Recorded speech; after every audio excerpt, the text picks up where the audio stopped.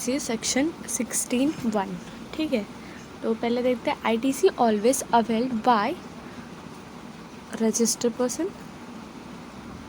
पहला तो registered person होना चाहिए, दूसरा रेसिपिएंट होना चाहिए। रेसिपिएंट को आईटीसी का बेनिफिट मिलता है, मतलब बेनिफिशियरी वही रहता है, रेसिपिएंट। राइटिंग थोड़ी गंदी आ रही है तो फिर समझ लो, मैं आपको रिटन नोट्स प्रोवाइड कर दूंगी इसका, पर अभी थोड़ा समझने के लिए फॉर बेसिक इन्फॉर्मेशन।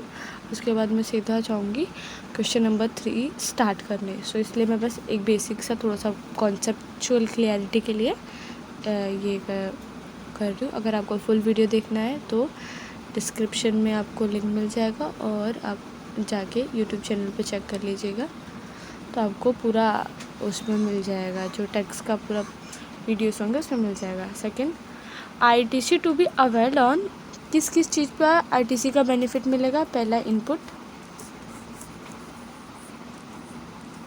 अब इनपुट क्या होता है? इनपुट मतलब ऐसा कह सकते हैं जैसे किसी ने अगर 18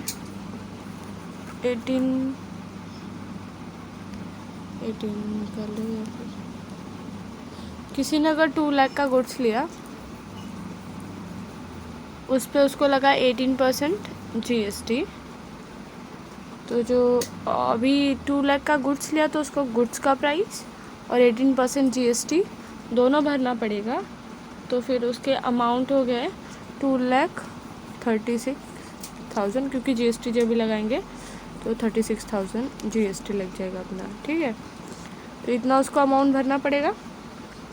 तो इसमें 2 चीज़ें, एक जीएसटी का अमाउंट है, तो जीएसटी का अमाउंट है, एसजीएसटी हो आईजीएसटी हो दोनों चलेगा। एसजीएसटी सीजीएसटी रहेगा तो 88% दोनों रहता है। आईजीएसटी 18% है तो 9% SGST 9% CGST. But if IGST होगा तो क्या होगा, 18% पूरा आईजीएसटी हो जाएगा। तो इसमें 36,000 जो है वो जीएसटी हो गया और इसका जो 2 लाख है वो उसका अमाउंट हो गया। ठीक है, तो ये जो है ये वाला पार्ट,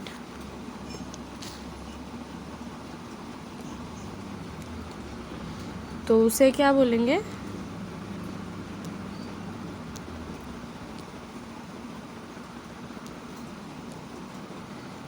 तो जो ये वाला पार्ट हो गया, ये जीएसटी वाला पार्ट, तो ये क्या हो जाएगा, इनपुट। ठीक है, चलते हैं अब नेक्स्ट। पहला हो गया इनपुट, अब दूसरा देखते हैं। थर्ड आता है इनपुट सर्विसेज। Input services. ठीक है, तो इनपुट सर्विसेज का मतलब क्या होता है कि जैसे कोई एक सीए है, उसने उसका किसी क्लाइंट था, उसने उस क्लाइंट का काम कराने के लिए दूसरे सीए से हेल्प मांगी, फिर दूसरे सीए ने उसका काम कर दिया और फिर जो कस्टमर को फिर बेनिफिट प्रोवाइड हुआ। तो इन दोनों के बीच में जो हुआ ना, वो क्या हो गया, इनपुट सर्विस, मतलब सर्विस दिया है ना। तो सीए क्या करता है, सर्विस प्रोवाइड करता है ना कस्टमर को, तो उस सर्विस पे भी हम लोग आईटीसी अवेल कर सकते हैं।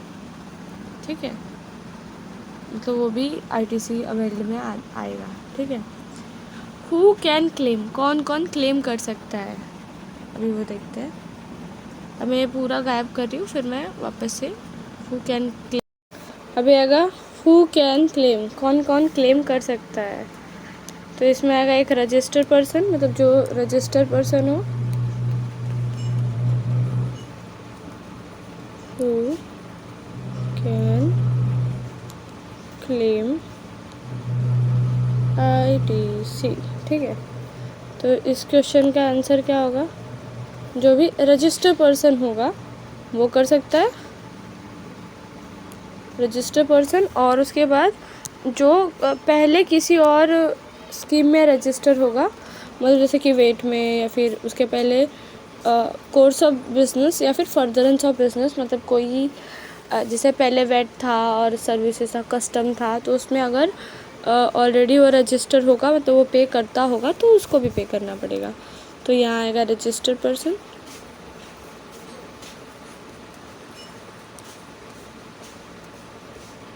दूसरा आएगा इनपुट CG, मतलब CGST, या फिर और कोई जो GST का वो था उसमें आता होगा, तो वो लोग ITC को क्लेम कर सकते हैं। व्हेन क्लेम, कभी क्लेम कर सकते हैं, छोटा कभी क्लेम कर सकते हैं, तो कभी क्लेम करेंगे। Condition should be actually received, मतलब कि एक्चुअली कंडीशन में ये सारे कंडीशन पहले तो फुलफिल होना चाहिए। फिर जो है if goods received on installment basis the ITC shall be valid to received of last installment. पहले तो जो हमारा गुड्स है ना वो रिसीव्ड होना चाहिए, पहले तो मिलना चाहिए अपने को। तो ये आएगा, पहला आएगा गुड्स रिसीव्ड, एक्चुअली रिसीव्ड।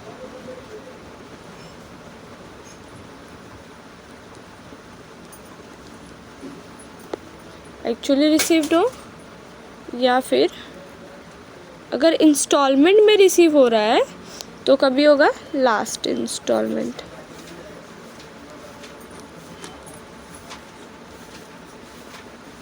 ठीक है, तो लास्ट इंस्टॉलमेंट का जो डेट होगा तभी आपको ITC का बेनिफिट मिलेगा। ठीक है, और उसके बाद आता है कि अगर documentary evidence on a person of recipient, जिसमें GST इनवॉइस या फिर डेबिट नोट और डॉक्यूमेंट्स हो, उनको मिलेगा। और tax actually paid to government, जिसने टैक्स गवर्नमेंट को पे किया है उसको मिलेगा। Return should be filled by supplier as well as recipient, जो उसका रिटर्न रहे वो सप्लायर और रेसिपिएंट दोनों के बिहाफ पे मतलब रिटर्न होना चाहिए। तो ये पहला हो गया। दूसरे में क्या है, डॉक्यूमेंट्री एविडेंस।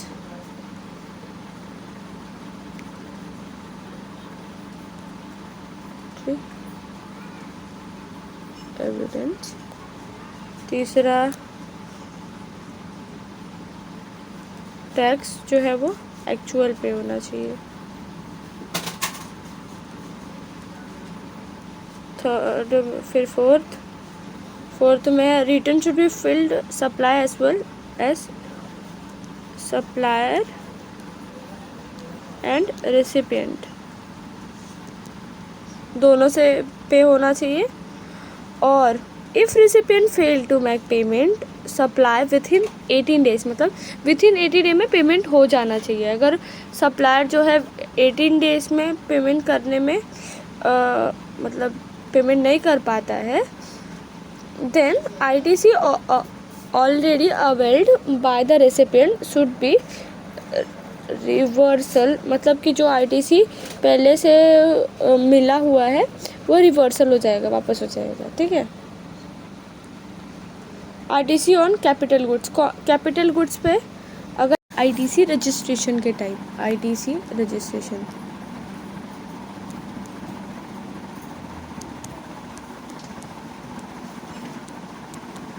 तो जो ITC रजिस्ट्रेशन है वो, मैं गंदी राइटिंग में लिख रही हूँ, मेरी आवाज़ से समझो, फीलिंग समझो। तो एक होता है कंपलसरी रजिस्ट्रेशन।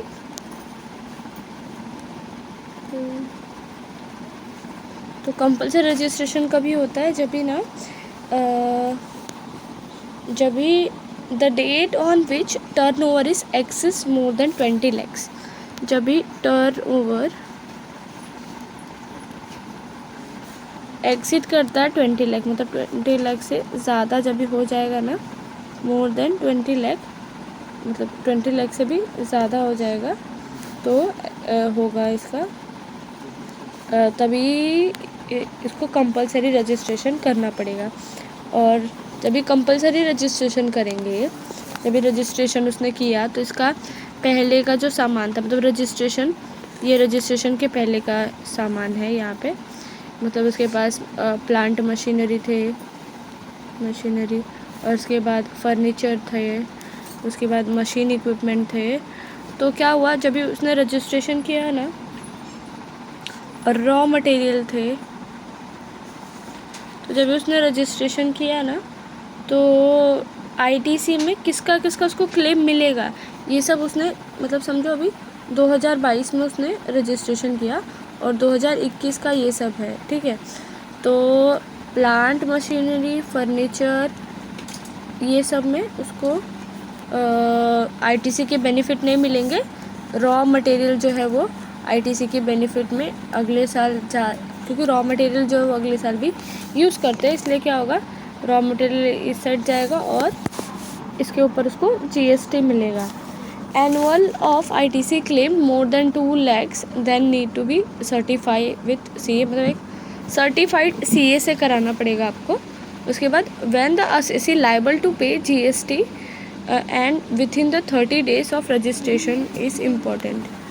मतलब जब भी जीएसटी उसको पे करना है ना, उसके पहले 30 डे पहले रजिस्ट्रेशन इम्पॉर्टेंट है, ठीक है।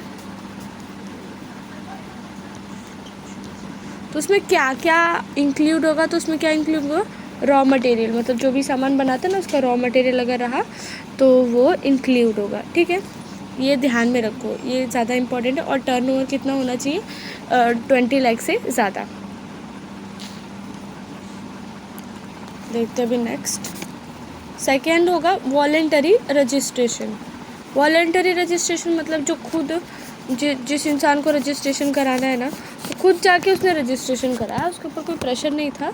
मतलब उसका टर्नओवर अभी 20 लाख से ऊपर गया नहीं है, पर उसको लगता है ना कि फ्यूचर में जा सकता है, या फिर जो उसके सामने वाले जो भी उसके क्लाइंट है ना, वो जीएसटी से रजिस्टर है, बट उसका रजिस्ट्रेशन नहीं हुआ है, इसलिए उससे वो लोग कम गुड्स लेते हैं। क्योंकि अगर पर्सन ए और पर्सन बी दोनों सप्लायर और रिसिपिएंट है, तो ये जो सामान अगर इसको भेज रहा है ना, तो अगर इसने रजिस्ट्रेशन नहीं कराया तो सारा प्रेशर ए पे पड़ेगा, और इसने अगर रजिस्ट्रेशन नहीं कराया तो वापस से प्रेशर रिटर्न हो जाएगा, मतलब ये फॉरवर्ड हो जाता है। इसके ऊपर प्रेशर नहीं आएगा। जो मिस्टर ए है ना, इस पर जीएसटी पे करने का नहीं आएगा, जो मिस्टर बी है उसको ही जीएसटी पे करना पड़ेगा। इसलिए वो क्या कर रहा है, मिस्टर सी से सारे प्रोडक्ट ले रहा है, ए से नहीं ले रहा है अभी, क्योंकि ए का रजिस्ट्रेशन नहीं है और बी का रजिस्ट्रेशन है, तो ए को ही सारा पेमेंट जीएसटी का पूरा बर्डन जो है वो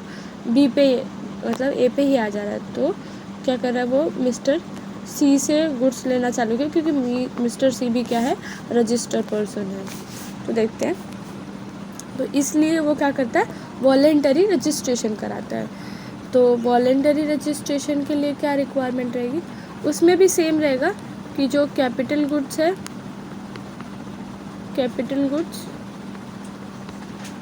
उसके लिए अपने को बिफोर रजिस्ट्रेशन का जो कैपिटल गुड रहेगा उसके लिए आईटीसी नहीं मिलेगा, पर अगर रॉ मटेरियल रहा तो उसके ऊपर मिलेगा।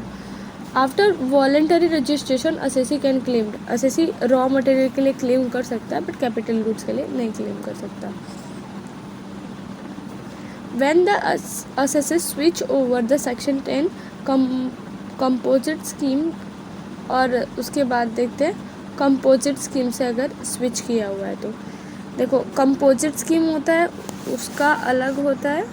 उसमें क्या होता है, जब भी कंपोजिट स्कीम में रहता है ना कोई, तो उसको ज़्यादा टैक्स नहीं पे करने पड़ते और उसको बहुत सारा बेनिफिट मिलता है, और जीएसटी में जो बेनिफिट होता है वो नहीं मिलता उसको, तो क्वार्टाइल पे करना होता है उसको टैक्स, तो उसको ज़्यादा बेनिफिट मिलते हैं। बट जब भी टर्नओवर एक्सिट हो जाता है, टर्नओवर ज़्यादा हो जाता है 1 करोड़ से, तो फिर उसको क्या करना है, वॉलेंटरी रजिस्ट्रेशन, उसको पता है कि उसका टर्नओवर अभी एक्सिट हो जाएगा, मतलब ज़्यादा हो जाएगा, तो वो स्विच करता है उसमें पूरा जो जीएसटी नॉर्मल जो पे करते हैं, जीएसटी में जब वो स्विच करता है, तो नॉर्मल स्कीम में जब स्विच करता है, तो before switching the composition skill to normal 5% ITC reduce on quartile. मतलब उसको क्या होता है ना कि अभी इसको जो भी जीएसटी मिलने वाला है ना, उसमें 5% रिड्यूस होके मिलेगा, 5% रिड्यूस करके उसको जीएसटी मिलने वाला है। वो क्लेम कर सकता है कितना, 5% रिड्यूस।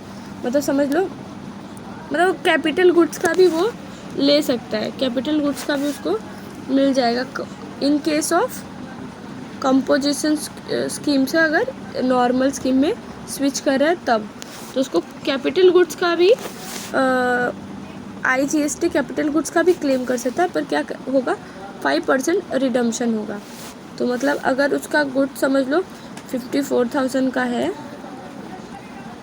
कैपिटल गुड जो है वो 54,000 का है, तो उसमें 8100 उसमें से रिडम्पशन उसको रिड्यूस कर दिया जाएगा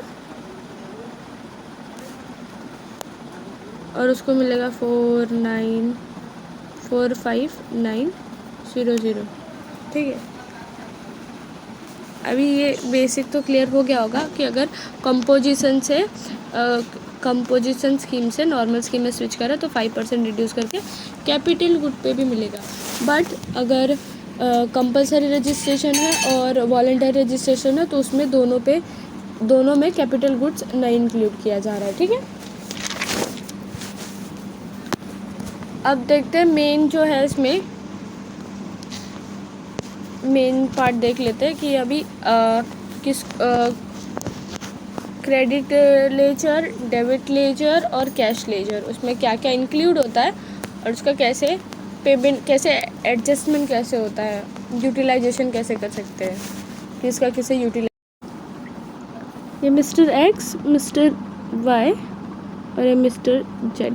ठीक है, अब ये तीनों लोग एक दूसरे से सामान ले रहे हैं। तो अगर मिस्टर एक्स जो है वो गुजरात का है, वो मिस्टर वाई जो महाराष्ट्र के हैं उनको गुड्स भेज रहा, और मिस्टर वाई जो महाराष्ट्र के हैं वो मिस्टर जेड जो कि सेम महाराष्ट्र के हैं उनको गुड्स भेजे।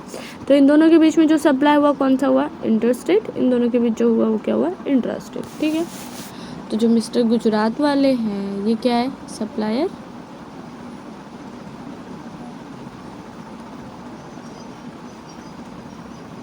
सप्लायर हुए। तो ये कौन सा सप्लाई कर रहे हैं, आउटवर्ड। ठीक है, आउटवर्ड सप्लाई कर रहे हैं। तो जो टैक्स कलेक्शन करेंगे वो किसका करेंगे, IGST का। ठीक है, अगर मान लो ये जो बेच रहे हो कितने का है उनका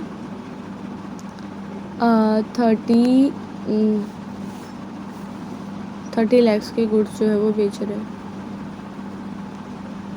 ठीक है, तो जो GST उनका रहेगा, तो ये मिस्टर एक्स का जो है वो 30 लाख का गुड्स है उनका, तो 3 लाख का पकड़ लो, 3 लाख का गुड्स है। और उसके ऊपर जो GST है, GST लग रहा है IGST कितना परसेंट, 18%। ठीक है, तो 18% IGST इसका निकाला जाए तो आएगा 54,000। ठीक है, जब 54,000 आया तो उनको टोटल कितना पेमेंट करना है, पेमेंट करेंगे 3,54,000। 3,54,000। तो इसमें 3 लाख जो है वो गुड्स का अमाउंट है, 54 लाख जो है वो किसका अमाउंट है, IGST का अमाउंट है, ये IGST का, और ये जो है ये गुड्स का अमाउंट है। ठीक है, तो इन दोनों के बीच कौन सा होगा, IGST होगा। तो जो एक्स ने जो टैक्स कलेक्ट किया, मिस्टर एक्स ने, ये तो मिस्टर वाई को सप्लाई किया ना, तो ये मिस्टर वाई का है, मिस्टर वाई ने पेमेंट किया तो ये करेंगे मिस्टर वाई। ठीक है, तो ये जो 3 लाख उन्होंने गुड्स का दिया, ये जो GST दिया, तो जो मिस्टर एक्स है वो कहाँ पे रिकॉर्ड करेंगे, इलेक्ट्रॉनिक डेबिट लेजर में, क्योंकि credit what comes in, debit was goes out. तो गोस आउट हुआ मतलब अपना गुड्स गया हुआ है, तब IGST कितना उन्होंने लगा वो किया 54,000। तो ये कहाँ पे रिकॉर्ड करेंगे, मिस्टर जो एक्स है वो रिकॉर्ड करेंगे इलेक्ट्रॉनिक डेबिट लेजर में। तो इलेक्ट्रॉनिक डेबिट लेजर में आया 54,000, और जो मिस्टर वाई है वो कहाँ पे करेंगे, इलेक्ट्रॉनिक क्रेडिट लेजर में, इलेक्ट्रॉनिक क्रेडिट लेजर में कितना 54,000। ठीक है, जब मिस्टर जो एक्स है वो सप्लाई करेंगे, मिस्टर वाई जो है वो जेड को सप्लाई करेंगे, तो ये इंट्रास्टेट रेट होगा, मतलब IGST, CGST और SGST चार्ज होगा। तो जो मिस्टर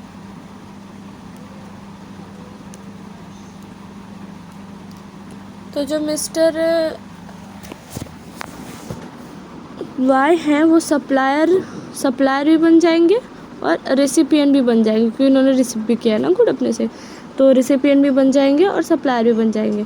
तो जब ये सप्लाई करेंगे गुड्स, तो ये होगा इनवर्ड सप्लाई। कौन सा सप्लाई होगा? इनवर्ड सप्लाई, क्योंकि विथ इन स्टेट कर रहे हैं, इसलिए क्या होगा? इनवर्ड सप्लाई किया इन्होंने, और टैक्स पेड को इन्होंने पे किया है IGST। इन्होंने पे कौन सा किया है? IGST पे किया है, IGST। बट जब ये रिसीव करेंगे तो कौन सा GST रिसीव करेंगे? जब ये मिस्टर Z जब भी पेमेंट करेंगे तो CGST और SGST, बराबर। तो जो 54,000 है इसका ही दो पार्ट हो जाएगा। जो मिस्टर जेड पेमेंट करेंगे, ये किया था मिस्टर एक्स ने पेमेंट, ये जो किया था किसने किया था? मिस्टर वाई ने। और जब भी मिस्टर जेड पेमेंट करने जाएंगे तो इसका दो पार्ट में कर देंगे, तो आएगा ये 54,000 का जब भी टू पार्ट किया तो आएगा 45,000 और 45,000। ठीक है, तो 45,000 और ये 45,000, बराबर 45,000। तो जो ये किधर पे जाएगा? Debit what comes in, credit what goes out. तो ये क्या हुआ? कम्स इन हुआ, तो इसलिए ये कहाँ पे आएगा? इलेक्ट्रॉनिक डेबिट लेजर में। ठीक है, तो इलेक्ट्रॉनिक डेबिट लेजर में आएगा 45,000 और ये 45,000। ठीक है, दो 45,000 आए इलेक्ट्रॉनिक डेबिट लेजर में। ज़रा मैं इसको क्लियर कर देती हूँ, अदरवाइज को समझ में नहीं आने वाला। तो जो मिस्टर, ये मैंने आपको समझाने के लिए थोड़ा सा किया था, पर बहुत ज़्यादा मैसी हो गया है, इसलिए मैं मिटा दे रही हूँ। तो यहाँ पे देखते हैं, थोड़ा क्लियर करने के लिए, मुझे नहीं लगता क्लियर हुआ होगा। तो जो मिस्टर एक्स ने जब भी पेमेंट किया कितना? 54,000। मिस्टर वाई ने पेमेंट किया 54,000, GST पेमेंट की बात करूँ। ठीक है, तो जब ये मिस्टर एक्स ने जब भी पेमेंट किया तो इसमें आएगा इलेक्ट्रॉनिक डेबिट लेजर में जाएगा। किसमें? इलेक्ट्रॉनिक डेबिट लेजर में, और ये किधर पे जाएगा? इलेक्ट्रॉनिक क्रेडिट लेजर में। ठीक है, अब जब भी इसको सेट ऑफ करना है तो जो मिस्टर जेड ने जब भी पेमेंट किया तो वो क्या करेंगे? इसी का दो पार्ट में पेमेंट करेंगे, 54,000 का दो पार्ट में, तो आएगा 45,000 और ये 45,000। ठीक है, तो इधर आएगा 45,000 और 45,000। तो ये जब भी दोनों पेमेंट करेंगे तो ये कहाँ पे जाएगा? ये जाएगा इलेक्ट्रॉनिक डेबिट लेजर में, तब ये सेटअप हो जाएगा, और इनका तो एक क्रेडिट लेजर में ही गया। ठीक है, अभी जब भी पेमेंट करेंगे तो कितने का पेमेंट करेंगे? जब भी इन्होंने, क्योंकि जो ये मिस्टर वाई ने जब भी इनको गुड्स भेजा ना, तो उन्होंने कितने का भेजा? 5 लाख का, क्योंकि इन्होंने 3 लाख में ख़रीदा ही था, तो सेम अमाउंट में तो बेचते नहीं है, तो कुछ बढ़ा के इन्होंने मिस्टर जेड को दिया, तो कितने में भेजा? 5 लाख में। तो 5 लाख का जब भी हम लोग ने 18% निकाला तो इतना आएगा। ठीक है, कंफ्यूज मत हो ना, तो इतना आया। तो ये किधर जाएगा? इलेक्ट्रॉनिक डेबिट लेजर में, समझा? इलेक्ट्रॉनिक डेबिट लेजर में जाएगा। अब देखते हैं कौन किससे सेटअप होता है।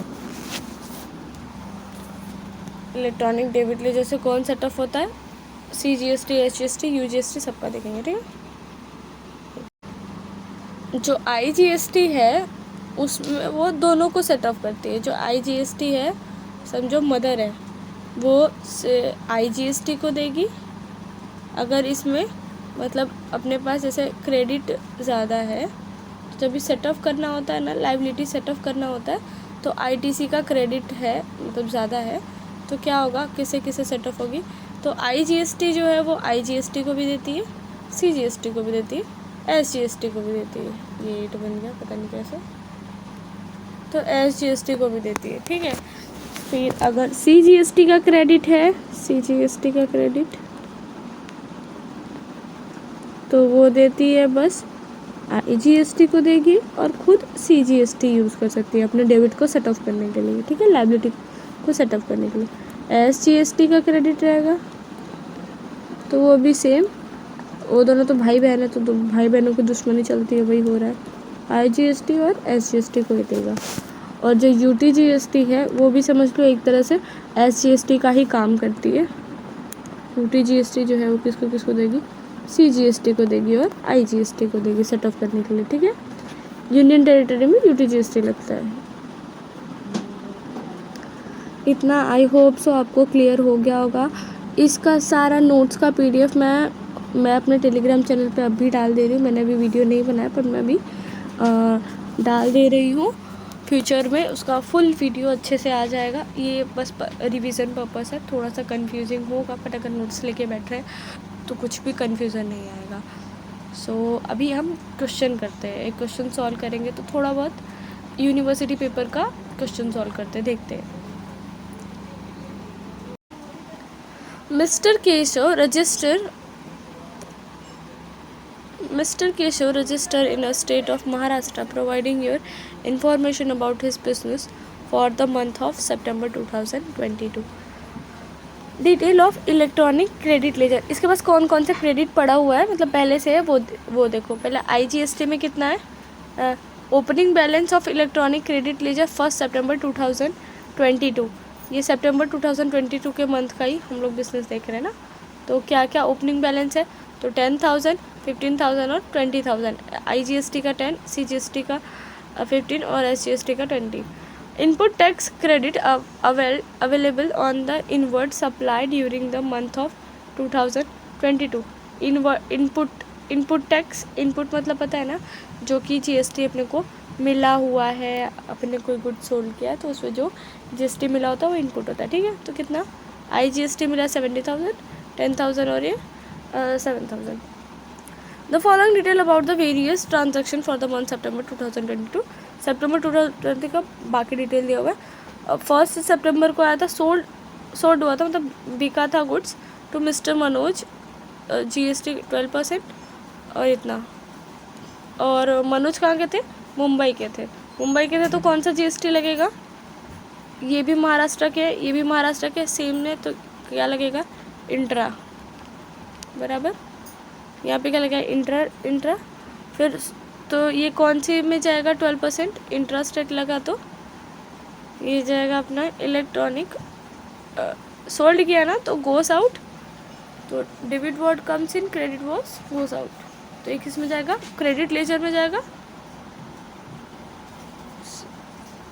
और एक कौन सा GST लगेगा, CGST और SGST। ठीक है, उसके बाद 7/9 को sold goods to mister Deepak to Chennai गया, तो इंट्रास्टेट IGST लगेगा, 5% IGST लगेगा। फिर 18/9 को consolidated charge of service provider to mister Prashant Satara Maharashtra में है, तो इसमें SGST और IGST लगेगा। और ये कहाँ पे जाएगा, consolidated charges of service provided to mister Prashant. तो उसके बाद sold goods to mister Harish Gujarat है, IGST लगेगा।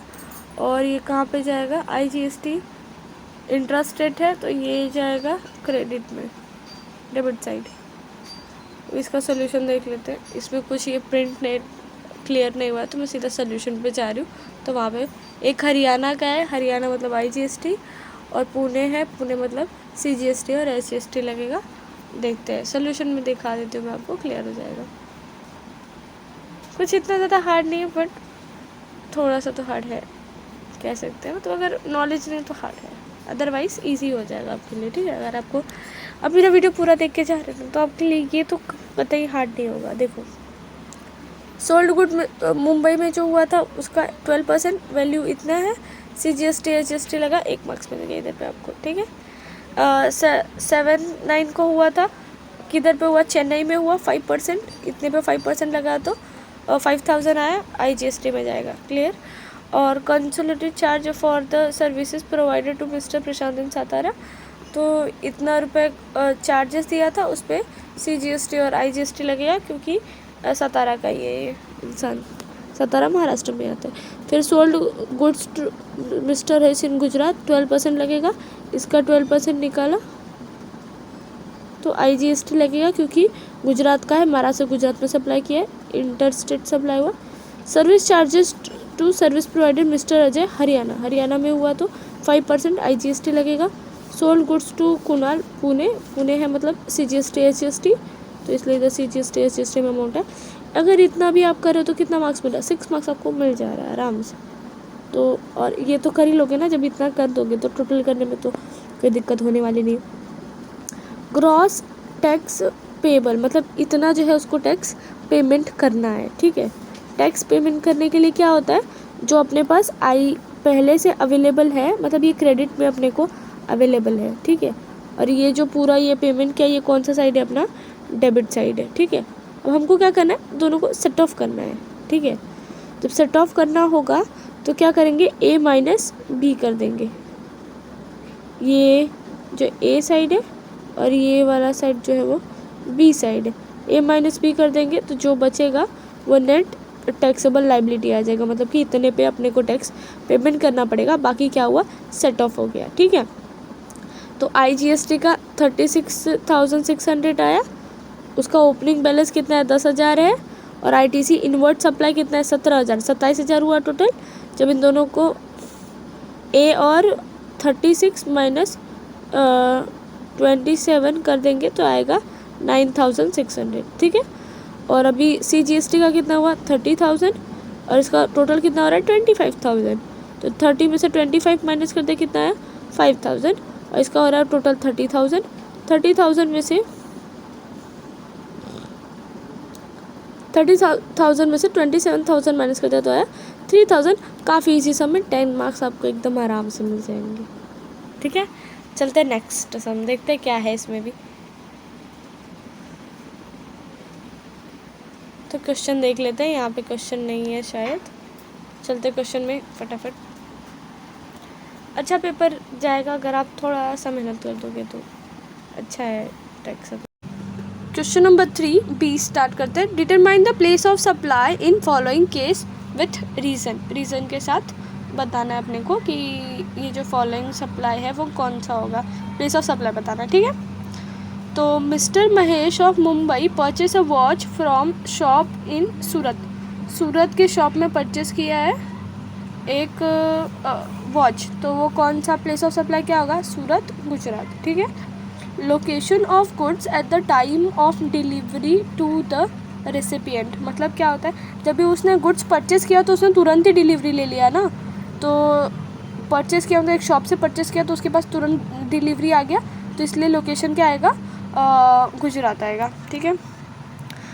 Messes AB consolidate the form Mumbai impart the GST training at Mumbai to account and the finance employee to Messrs XYZ Limited, which